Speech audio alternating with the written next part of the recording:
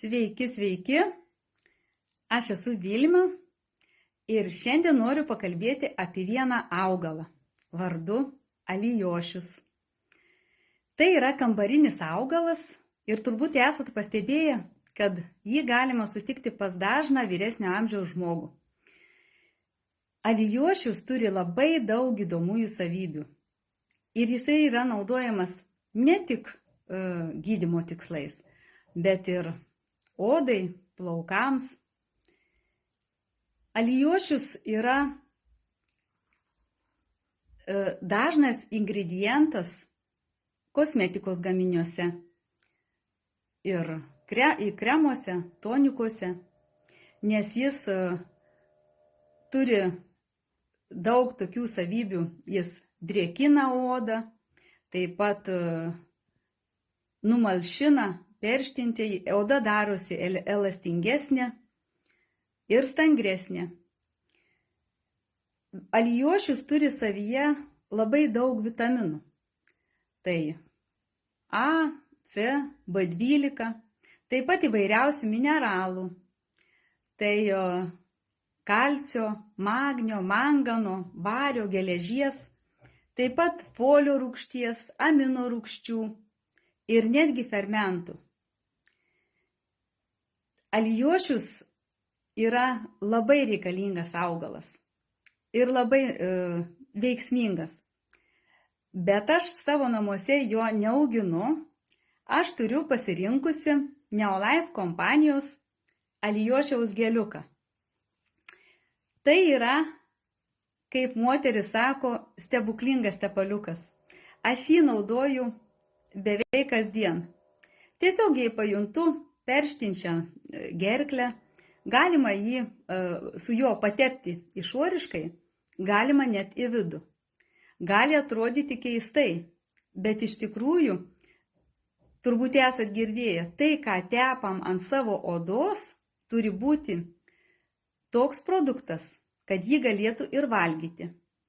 Tai šitą alijošiaus geliuką drąsiai galima patepti gerklę ir iš vidaus, ir jis puikiai numalšina perštinčią gerklę.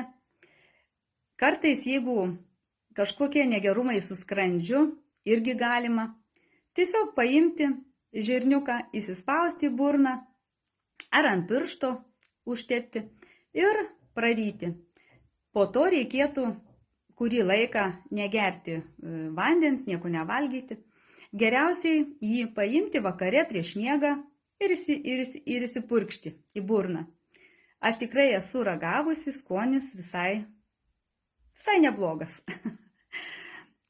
Taip pat, jeigu pajutot liktai slogos pareina, slogų pradžia, tai galima tiesiog ant pirštuko ir patepti nosį. Taip giliau įtrauki į vieną nosytę, į kitą ir iš ryto slogos pasitraukia.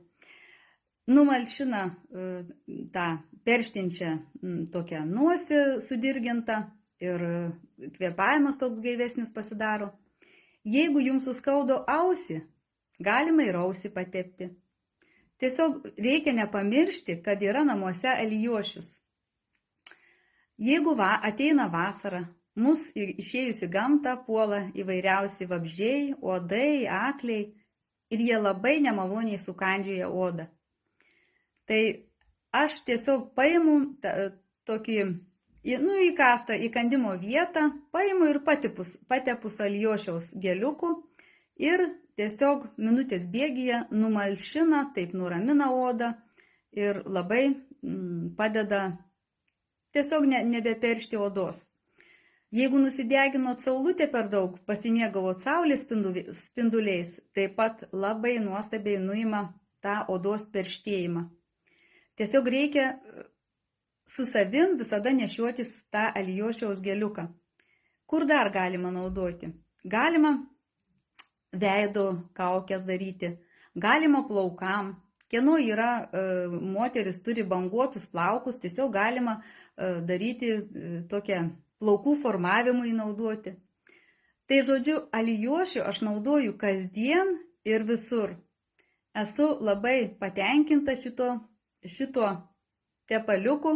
O sakykit, kaip jūs, Ar namuose auginat alijošių? Ar turit savo įsimylėję kokį tai produktą ir namuose ar auginat, ar tiesiog savo kažką naudojat? Tai jei prašyčiau parašyti komentarą, o jeigu informacija pasirodė, jums patiko, naudinga, pasidalinkit su savo draugais. Tai šiandien tiek, ačiū, kad klausėt ir iki rytojaus.